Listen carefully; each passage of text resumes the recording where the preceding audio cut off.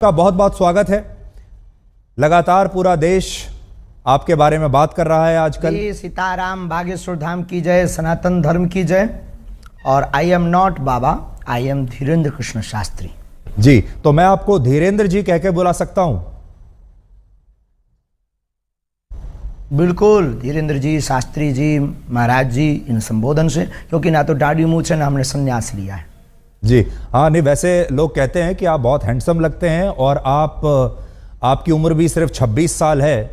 तो मैं शुरुआत यहीं से कर लेता हूं। आप सिर्फ 26 साल के हैं। 26 साल तो एक ऐसी उम्र होती है जिस समय युवा हमारे ये सोच रहे होते हैं कि कौन सा स्मार्टफोन लेना है और कौन सी मोटरसाइकिल खरीदनी है और कहाँ जाकर नौकरी करनी है। और आप 26 साल की उम्र में ही इतने बड़े स्वामी या बाबा कह लीजिए या गुरुदेव कह लीजिए, आपके बहुत सारे नाम हैं, आप यहां तक पहुंच गए। तो ये सब हुआ कैसे?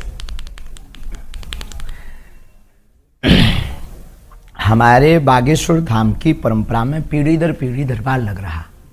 पूज्यपाद दादा गुरु जी भी लगाते थे और दादाजी के पहले भी एक संत थे, वो भी लगाते थे। तीसरी पीढ़ी में हम सेवा कर रहे हैं, तो बचपन से ही सनातन का जुनून है। तो सनातन की बात और सनातन की सेवा कर रहे हैं और अपने इष्ट और सनातन संस्कृति, साधु संतों की तपस्या का प्रचार कर रहे हैं। बस यही हमारी एक छोटी कहानी है।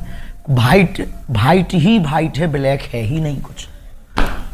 लेकिन लोग अब आपकी कहानी में लगातार ब्लैक ढूंढ रहे हैं। मैंने सुना आपने कहा कि मैं और कोई स्पष्टीकरण अब नहीं देना चाहता इसके बारे में। आपको लगातार जो चुनौतियां मिल रही हैं, लेकिन देश आपसे ये जानना चाहता है कि इसमें कितनी उसका आज हमने नेशनल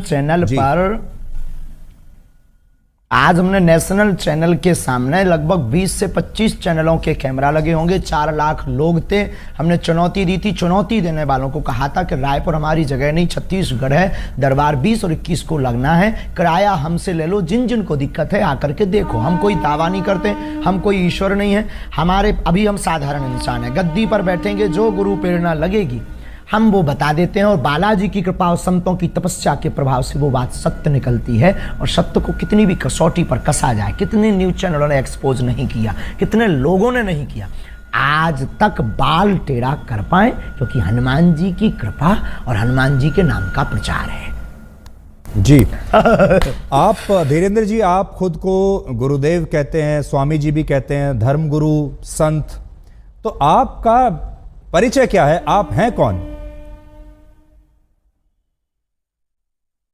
ना तो हम कोई संत हैं, ना हम कोई स्वामी हैं, ना कोई हम मठाधीश हैं। बागेश्वर धाम के चरणों के सेवक हैं। और श्रीमान जी, हम आपको बता दें कि हम जिस प्रकार पिता अपने पुत्र के रोग पर भगवान से, ईश्वर से, डॉक्टरों से, लोगों से प्रार्थना करता, दुआ के लिए गुजारिश करता, निवेदन करता, वैसे ही हम गुरु होने के नाते, उस गद्दी की सेवादार होने के नाते, बागेश्वर पीठ के सेवादार होने के नाते और सनातन धर्म के सच्चे साधक होने के नाते और मंत्रों की चिकित्सा को जानने के नाते आने वाले लोगों के लिए उनकी श्रद्धा को देखकर ईश्वर से प्रार्थना करते हैं।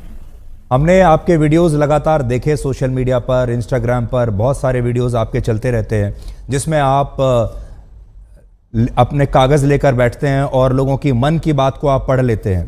तो ये जो मन पढ़ने वाली मशीन है, ये कहाँ आपने लगाकर रखी है और कैसे पढ़ते हैं आप? और लोग इसी को चमत्कार मानते हैं। देखो भाई, ये भारत देश है, इसमें ऋषि मुनियों की परंपराएं विविध रही और भारत इसीलिए तो विश्व गुरु रहा। यहाँ खूब खोज की फाइयान यात्री जैसे विदेशी लोग आए, पर भारत को विश्व गुरु उन्होंने इसीलिए तो माना सबने, क्योंकि भारत में वैदिक परंपरा, अति प्राचीन परंपरा है, ऋषियों की परंपरा है। और हमारे पास कोई मशीन नहीं है, ना हम कोई मन पढ़ने वाले माइंड रीडर हैं। हम तो अपने इष्ट के सेवक हैं और अपने शास्त्रों के सच्चे साधक हैं। उनके आधार पर जो हमें गुरु जी ने प्रेरणा दी, जो हमें इष्ट प्रेरणा देते हैं, हम वो लिख देते हैं। सच निकले या झूठ, वो व्यक्ति की श्रद्धा और बालाजी की कृपा। धीरेन्द्र जी, आप लोगों की आवाज हम तक और हमारी आवाज लोगों तक पहुंचाते हो, वैसे ही हम अपने इष्ट की जो चेतना तरंग है और लोगों की जो अर्जी है, वो अपने इष्ट तक, इष्ट की तरंग को लोगों तक पहुंचाते। न आप कुछ हो न हम कुछ। देखिए, जो आप बता रहे हैं ये तो भारत की संस्कृति में जो योगी और मुनि और जो सिद्ध पुरुष हुआ करते थे, उनके पास ये शक्ति होती थी, ये हम भी सुनते आए हैं। लेकिन आपकी उम्र है सिर्फ 26 साल। जितनी आपकी उम्र है उससे दुगना या तिगना तपस्या करने के बाद जो योगी हुआ करते थे, हमारे जो ऋषि मुनि होते थे, तब उनके पास ये शक्ति आती थी कि वो ये सब कर सके। आपकी उम्र ही को टोटल 26 साल है, तो आपके पास ये चमत्कार की जो शक्ति है इतनी जल्दी कैसे आई है? बहुत अच्छा प्रश्न है, बहुत बहुत धन्यवाद, अच्छा प्रश्न। ये आपसे किसी ने पूछा नहीं होगा। तपस्वी तो नहीं है, ये घोषणा तो नहीं करते, लेकिन आज भी दिन ना रात, हाँ बहुत। अरे आपकी योग्यता का क्या कहना, आई प्राउड ऑफ यू। हमको आप पर बहुत गर्व है, आपकी लैंग्वेज से और आपके स्पष्ट प्रश्नों से। तो देखो, बाकी लोग तो वही घिसे पिटे क्वेश्चन करते हैं, आप ये जो बीच की नई चीजें ले आइए बहुत गदगद कर गई हमको। तपस्वी हम नहीं हैं, लेकिन दिन ना रात तपस्या में ही गुजर रहा। 9-10 साल की अवस्था से ही हमने बालाजी की सेवा की। जब बच्चे खेलना सीखते थे तब से हमने हनुमान चालीसा का पाठ, और गुरु ने जो विधान बताया वो मीडिया पर बताने का विषय नहीं है, वो अनुभव का विषय है। कभी आप आइएगा तो उसको हम आपको बताएंगे कि हमने क्या क्या अपने जीवन में मुश्किलों को सहा, कितना हनुमान चालीसा का पाठ किया, रातों भर हनुमान जी के चरणों में बैठकर रोए हैं, रातों भर हवन किया है। उसका ही ये परिणाम है जो आज सनातन संस्कृति का झंडा जगह जगह गाड़ा जा रहा है। और जो भोले भाले लोगों को धर्मांतरण कर रहे थे छोटी छोटी ट्रिक दिखाकर, ऐसे मिशनरियों के मुंह पर तमाचा। भारत के इतिहास में नेशनल चैनलों के सामने कोई पादरी नहीं आया, कोई अन्य धर्मों के लोग नहीं आए, पर बागेश्वर धाम ने चैलेंज देकर के ललकार कर गद्दी पर ठोक कर झंडा गाड़ा है आज रायपुर के दरबार में। अच्छा, आप तो इतना लोगों के मन की बात जान लेते हैं, अंतर्यामी आप हैं। इस समय करोड़ों दर्शक आपको देख रहे होंगे, क्या आप इस समय कोई हमें चमत्कार दिखा सकते हैं? लाइव भी अंतर्यामी नहीं है, और हम कोई भी अंतर्यामी नहीं है। ऐसा कोई जो है अंतर्यामी होने का आज तक हमने दावा नहीं किया। अंतर्यामी सिर्फ परमात्मा है, हम तो उनके सेवक हैं। और हम कोई जादूगर नहीं है कि कोई भी बोले कि आप डमरू बजा दो तो हम चमत्कार दिखा दें। हम अपने इष्ट से प्रार्थना करने वाले एक याचक हैं। तो हमारे सामने तो जब वो आएगा उसकी श्रद्धा दिखेगी, हम प्रार्थना करेंगे, वो सनातनी बनेगा, हम प्रार्थना करेंगे, हमारे बालाजी उस पर कृपा कर देंगे। लॉजिक सीधा सा है, फंडा सीधा सा है। और जादूगर मैजिशियन थोड़ी है कि डमरू बजाए, हाँ भाई आ जाओ खेल देख लो। अब देखो, प्यासा कुआं के पास जाता है, कुआं प्यासे के पास नहीं जाता है। जी धीरेन्द्र जी, मैंने देखा आपके वीडियोस में, हम किसी को बुलाते भी नहीं है, बिल्कुल। अच्छा, तो ठीक, आप ये बताइए, मान लीजिए अगर कोई और धर्म का व्यक्ति आपके पास आए, कोई इस्लाम को मानने वाला आए, कोई ईसाई धर्म को मानने वाला अगर आपके दरबार में आए और आपसे मदद मांगे, तो आप सिर्फ सनातनियों के लिए ही मदद करते हैं, या अगर कोई इस्लाम को मानने वाला भी आपके पास आ जाए तो आप उसके लिए भी, आपके जो इष्ट देव हैं उनकी भी मदद करेंगे? बिल्कुल, मानव होने के नाते हमसे तो बहुत मुसलमान भाई भी जुड़े हैं, और बहुत क्रिश्चियन वाले लोग भी हमारे पास आते हैं, अन्य पंथों के लोग भी हमारे पास हजारों की तादाद में आते हैं। हम गिनती गिनवा देंगे कई दरबारों में। आप हमारे वो खोजिएगा, वो बताइए क्या बोलते हैं अपना नेट का, यूट्यूब खोजिएगा, यूट्यूब पर आपको लंबी लिस्ट मिलेगी। उसमें कहीं ना कहीं मुसलमान भाई का विचार उद्भाव और वो जो माइक पे बोलते हैं वो बाइट मिल जाएगी आपको, हम आपको भिजवा देंगे, आप अपनी टीवी पर दिखवा देना लोगों को।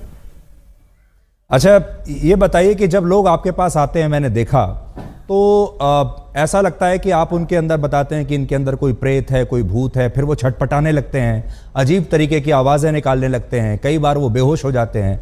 एक अजीब सा दृश्य देखने को मिलता है। अभी मैं आपको वो तस्वीर भी अपने दर्शकों को भी मैं दिखा रहा हूँ निकाल कर, अगर हमारे पास वो तस्वीरें, बहुत देखिए अभी हम तस्वीर दिखा रहे हैं। लोग जो हैं वो देखिए झूम रहे हैं, कई लोग तड़प रहे हैं, अपने ही आपको एक मार रहे हैं, वाइब्रेशन हो रहा है जी। तो ये इस समय लोगों को क्या हो जाता है, ये क्या होता है? मारो इसे, लाल कर दो, मार। नकारात्मक और सकारात्मक ऊर्जा की लड़ाई है। हम कुछ नहीं, हम पे तो कोई प्रेत चढ़ा नहीं है।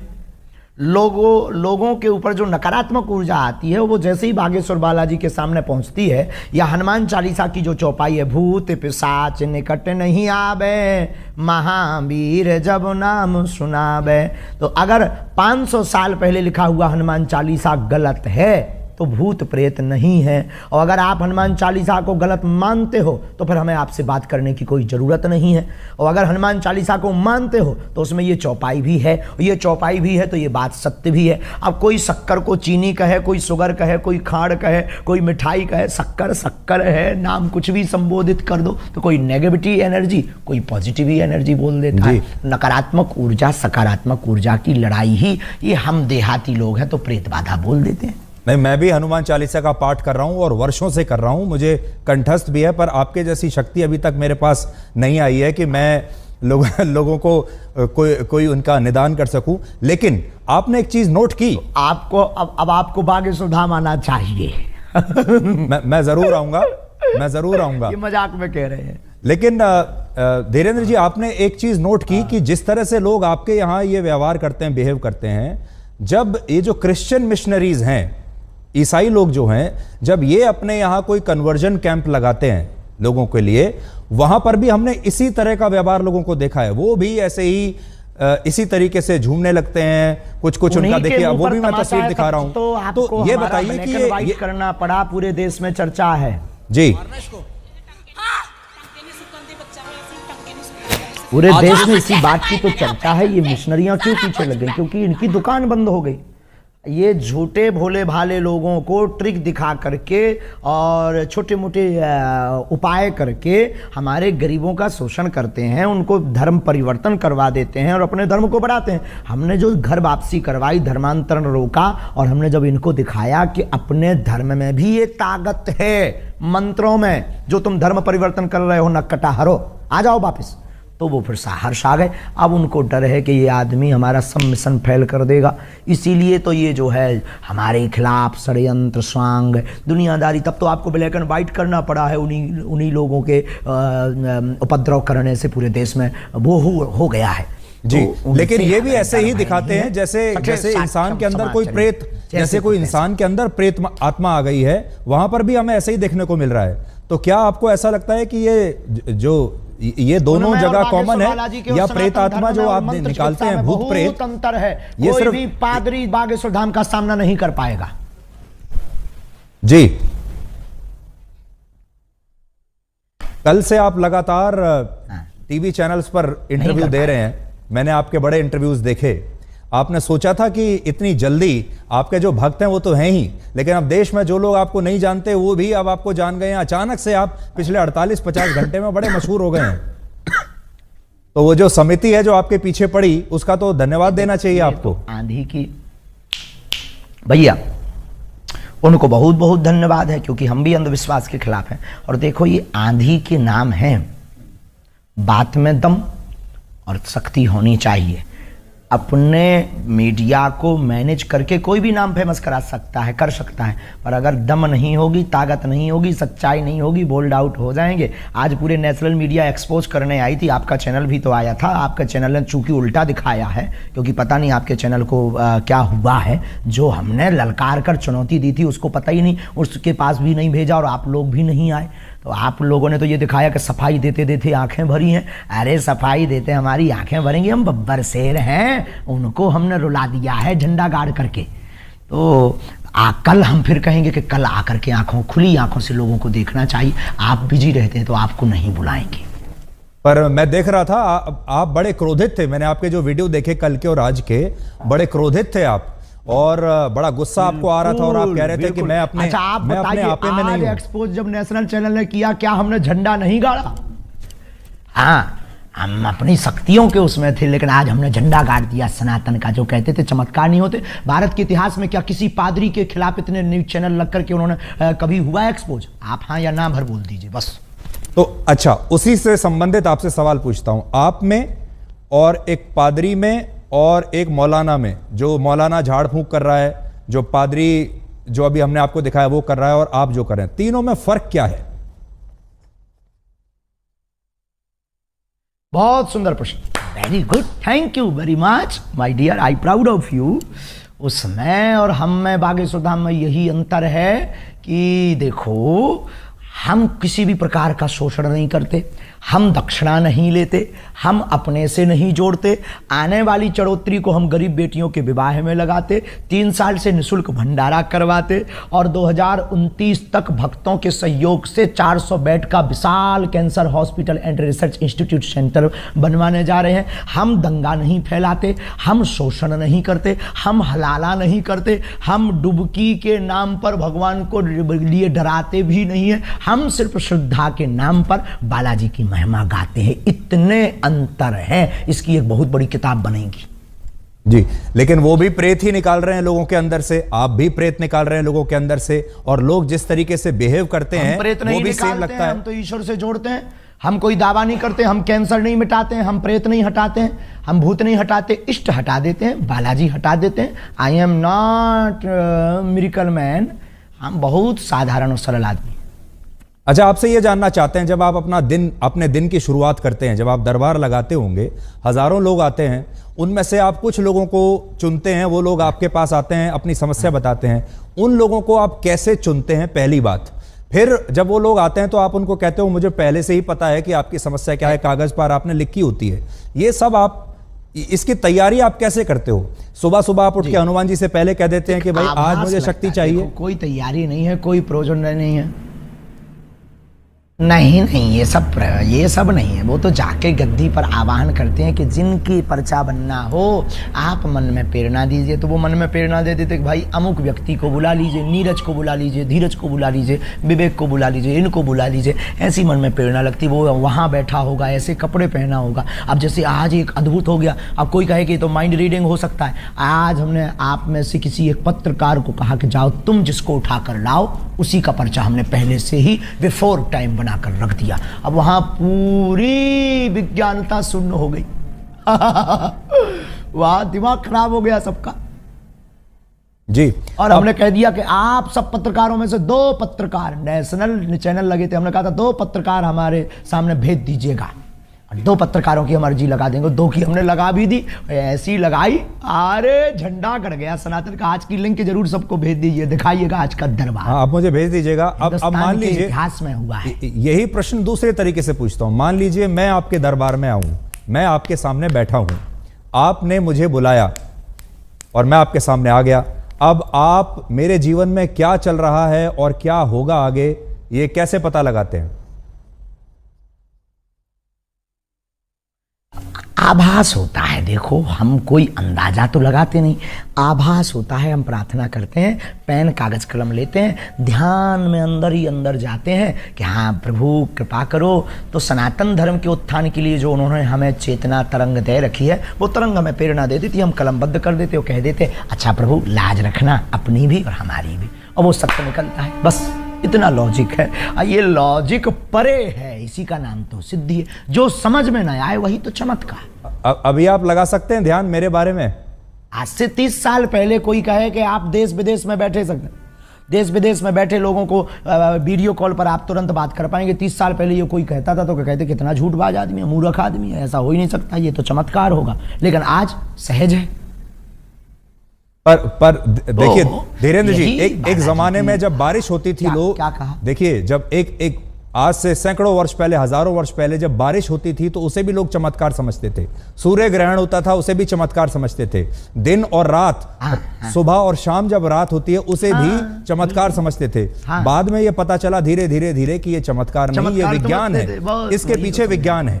तो आपकी जो कला है, आपकी जो शक्तियां हैं, इसके पीछे क्या विज्ञान है, मनोविज्ञान है, धर्म है, आस्था है, पराविज्ञान, अंधविश्वास है, क्या नहीं, है? नहीं, उसके पीछे पराविज्ञान है। पराविज्ञान है। बहुत अच्छा प्रश्न आपने किया। इसके पीछे पराविज्ञान, सूक्ष्म जगत विज्ञान, जिसे आज तक विज्ञान बहुत सालों से खोज रहा, समझ नहीं पा रहा। और ये देखो, ऐसी बात है, इसको प्रत्यक्ष नहीं कर सकते क्योंकि अंधे को सूर नहीं दिखा सकते हैं, गूंगे के द्वारा जो है गुड़ का खट्टा मीठा का स्वाद नहीं पता लगा सकते हैं। उसी प्रकार ये पराविज्ञान है हमारे प्यारे माय डियर जी। मैं जब आपको देखता हूं, आपका जो, देखिए किसी भी गुरु के लिए उसका जो एक अपीयरेंस होता है, वो उसके जो शिष्य हैं उससे बड़े प्रभावित होते हैं। आपका जो एक अपीयरेंस है, यानी आपकी जो वेशभूषा है, जिस तरीके से आप अपने भक्तों के सामने अपने आप को प्रस्तुत करते हैं, इस समय भी जो आपकी वेशभूषा है, देखिए बड़ी रंग बिरंगी वेशभूषा है। आपने एक मुकुट ऐसा लगाया हुआ है जैसे एक जमाने में मराठी जो मराठा राजा लगाया करते थे, है।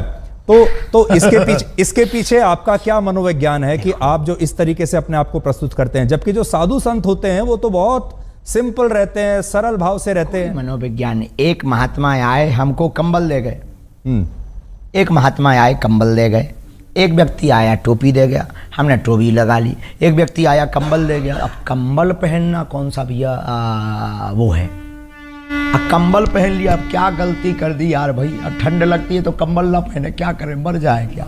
नहीं हमें देखिए राहुल गांधी पूरी सर्दियों में बिना राहुल गांधी टी शर्ट पहन के घूम रहे हैं और वो कह रहे हैं मैं तपस्वी हूं, तपस्वी को कभी सर्दी नहीं लगती। बात कीजिए, अध्यात्म की बात कीजिएगा, अध्यात्म की बात कीजिएगा। सॉरी कोई राजनीतिक मुद्दा पर बात नहीं। मैं तो राजनीति कह ही नहीं रहा, मैं तो ये बता रहा हूँ कि राहुल गांधी भी तो एक तपस्वी है, उनको सर्दी नहीं लग रही, आपको लग रही है।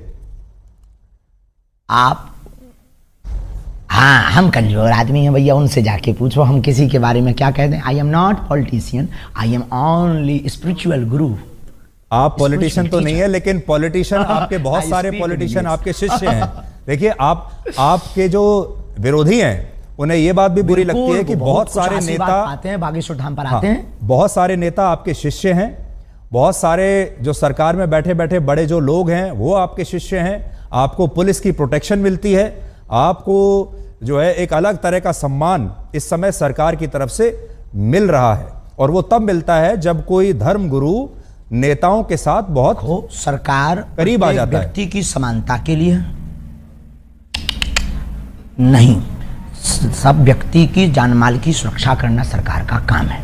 हम किसी भी पार्टी के आदमी नहीं हैं, हमारे हर पार्टी के डिवोटी है, हर पार्टी के हमारे शिष्य हैं और स्नेही हैं और आत्मा है।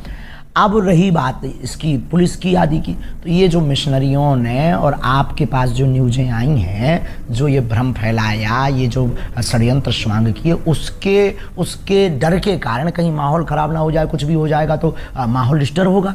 तो एक धर्म गुरु के प्रति अपनी उन्होंने निष्ठा दिखाई है। रही बात नेताओं का चेला बनने की, धर्म से राजनीति चलती है, राजनीति से धर्म नहीं।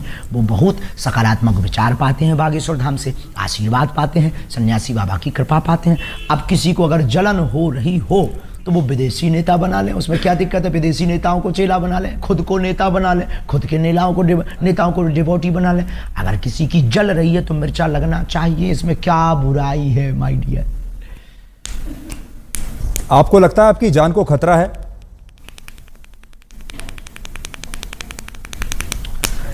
ये जो प्रपंच हो रहे हैं हमें, देखो मरना बार बार है नहीं है, एक बार बचना नहीं है, इसलिए हम बहुत स्वच्छंद आदमी और बहुत दिल खोल कर बोलते हैं। बाकी जो होना है वो तो होना ही है, लेकिन पीछे तो लगे ही है, ये भी नहीं कह सकते कि नहीं लगे। छतारी में हमने घोषणा कर दी थी, इस षड्यंत्र जो अभी आप लोग लेके बैठे हैं, ये हमने आज से 1.5 महीना पहले, लोग हमसे कह रहे हैं आपके ब्लैक एंड व्हाइट पे ये दिखा देना। छतारी में हमने कह दिया था कि अब हमारे खिलाफ षड्यंत्र होगा, अब वो हो गया। देखिए मैं तस्वीर देख रहा हूं, इसमें देवेंद्र फडणवीस आपके सामने हैं, डिप्टी सीएम महाराष्ट्र के पूर्व मुख्यमंत्री। हमने नितिन गडकरी की भी फोटो देखी, मनोज तिवारी भी आपके सामने हैं, कुछ बात कर रहे हैं। तो इससे ऐसा लगता है कि अब आप देश के शक्तिशाली लोगों के साथ आपका उठना बैठना हो गया है। हमारा पहले से ही उठना बैठना शक्तिशाली श्री हनुमान जी के साथ है, ये भूल गए आप। पूरे आला बल के मैनेजमेंट गुरु लॉर्ड हनुमान के साथ हमारा उठना बैठना है 11 साल की अवस्था से। वो दिखाइए जरा फोटो। आप लोगों की समस्याओं का निदान करते हैं, पर्सनल समस्याएं जो लोगों की होती हैं, किसी की कोई बीमारी है, किसी की प्रमोशन नहीं हो रही, किसी को और कोई दिक्कत है। आपने कभी, आपको इस तरह का आभास नहीं हुआ जिससे पूरे समाज का फायदा हो सके, पूरे देश का फायदा हो सके? कभी आपको ऐसा आभास नहीं हुआ कि आप पहले से बता सके कि भाई कोविड आने वाला है, सावधान हो जाओ, कोई आतंकवादी हमला होने वाला है, वो आपको पहले से पता चल जाए? हाँ, बहुत अच्छा, ये भी बहुत अच्छा। देखो कोई अर्जी लगाता है तो हम उस आधार पर, जैसे हमारे पास राजनीतिक लोग आते हैं तो वो पूछते हैं प्रदेश का हाल क्या होगा, तो हम बता देते हैं भाई ऐसे ऐसे संयोग बन रहे हैं। हम कोई, आई एम नॉट भविष्य वक्ता, हम कोई ज्योतिषाचार नहीं है, हम भविष्य वक्ता नहीं, हमें जैसी प्रेरणा लगती है हम बता देते भैया ऐसा होगा। अब कोई अर्जी ना लगाए तो हमारी बात को कौन सुनने वाला है, कौन हमारी बात को इतना सुनेगा, और कौन नियम मानेगा, कौन नियम करेगा, कौन आएगा। बाकी विश्व कल्याण की मंगल कामना हम प्रतिदिन करते हैं कि ईश्वर जो होना वो तो होना ही है, पर विश्व का मंगल हो। शाहरुख खान की नई फिल्म आ रही है पठान, उसका विरोध करने के लिए आपके दरबार में किसने अर्जी लगाई थी?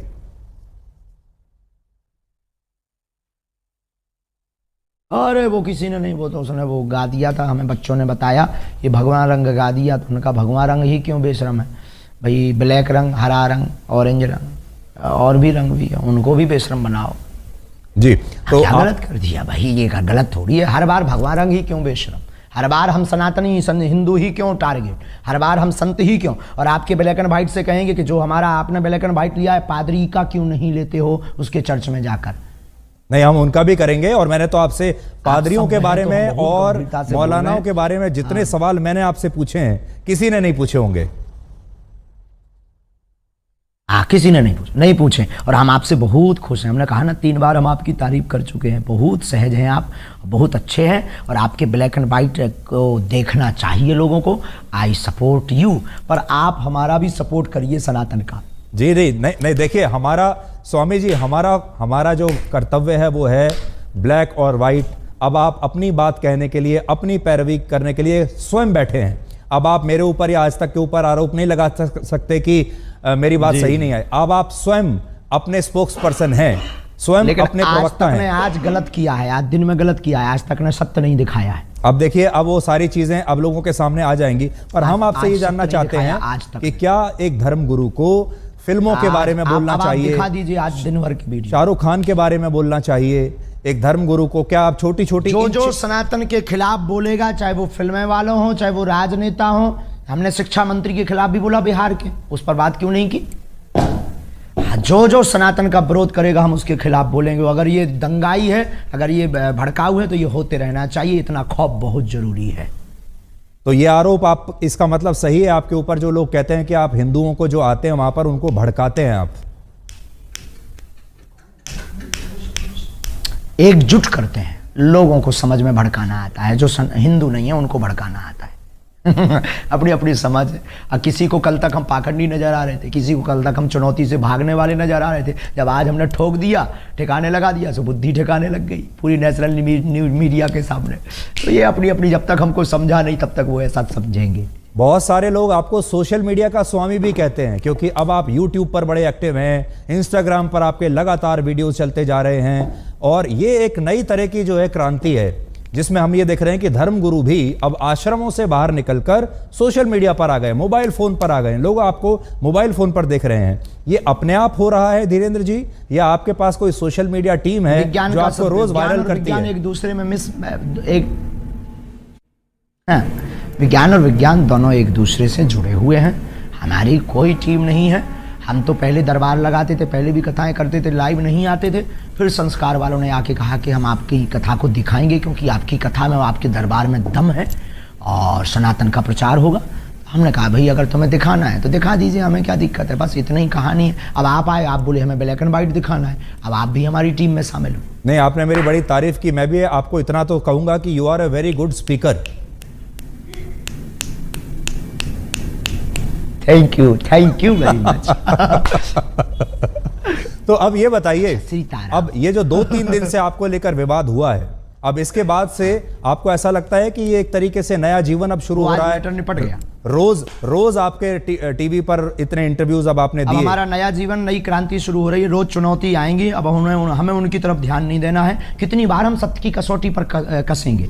पहले आधी हकीकत आधा फसाना आया, फिर हमारे पास में छोटे छोटे पत्रकार आए, फिर हमारे पास में कुछ तार्किक आए दिल्ली के, उन्होंने हमें एक्सपोज किया धाम पर। सबने मुंह खाई, सबने मुंह की खाई, सबने जय जयकार की। आज हमारे पास में रायपुर छत्तीसगढ़ में 20 नेशनल चैनल आए, उनके सामने भी हमने दिखा दिया कि अब आप उठा लाओ, हम खुलना चैलेंज देते हैं, ललकार कर देते हैं। और जब वो भी मुंह की खाने, उन लोगों ने भी सत्य माना। मतलब आप लोग तो, आपकी भूमिका नहीं है, आपकी भूमिका तो सत्य को दिखाने की भूमिका है। आपकी उसमें क्या गलती है? जो लोग मांगते हैं आप वो दिखाते हैं, पर कई बार वो दिखाते हैं जो मांगते भी नहीं है लोग।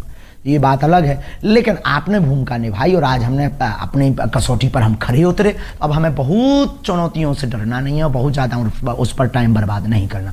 बहुत बहुत धन्यवाद। अब हम एक सवाल, आखिरी सवाल में आपसे करेंगे। आखिरी सवाल आपसे पूछना चाहता हूँ, वाइट है। आखिरी सवाल आपसे पूछना चाहता हूँ, आपने गाइड फिल्म देखी है? जी नहीं, हमने नहीं देखी। अच्छा, तो गाइड फिल्म में स्वामी जी एक गाइड फिल्म थी जिसके नायक थे देव आनंद, बहुत मशहूर हीरो थे। उसमें दिखाया यह गया है कि जो उसका जो मुख्य किरदार है वो अच्छा सूखा पड़ा हुआ है एक गांव में और वो बारिश नहीं हो पा रही है। उसके लिए वो एक आम इंसान है, लेकिन वो उसके लिए तपस्या करनी शुरू कर देता है और लोग आसपास के उसको बाबा समझने लगते हैं और लोगों को विश्वास इतना हो जाता है उस व्यक्ति के ऊपर कि वो वाकई तपस्वी बन जाता है और फिर वो अपनी जान दे देता है उसके लिए। आपको ऐसा लगता है कि आपके साथ भी ऐसा ही हुआ? आपका जो बचपन है बड़ा संघर्षों से बीता, बहुत गरीबी में आपने अपना बचपन बिताया। अभी भी आप, मैं तो ये कहूँगा कि अभी युवा ही हैं आप, और ये जो विश्वास का जो पूरा जो इकोसिस्टम है, इस पर आप बेसिकली लोगों के साथ संवाद कर रहे हैं। चाहे हनुमान जी आपके साथ हों या ना हो, लेकिन एक विश्वास जब बन जाता है लोगों का आपके ऊपर, तो वो फिर वो शक्ति अपने आप ही एक अलग दिशा में जाने लगती है।